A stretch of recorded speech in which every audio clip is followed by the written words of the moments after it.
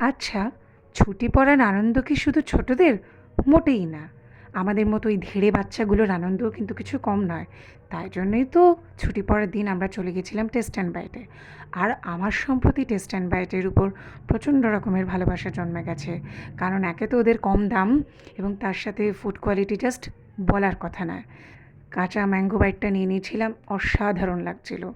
তার সাথে এই ম্যামও হাজির হয়েছিল। তা আমরাও খাচ্ছিলাম, বিভিন্ন রকমের মজা, ইয়ার্কি, আনন্দ কেমন করে ছুটিটা কাটাবো এইসবই গল্প করছিলাম।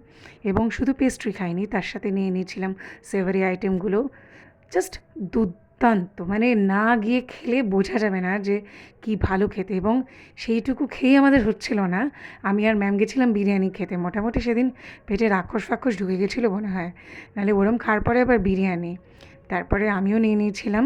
ফার্স্টে আমাদের কথা হয়েছিল হাফ করে নেওয়া, তারপরে আমরা পুরোই নিয়ে নিয়েছিলাম 1 প্লেট করে বিরিয়ানি।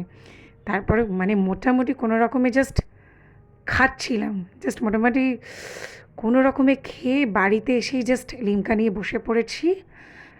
তো জাস্ট এইভাবেই গেছি। বাই।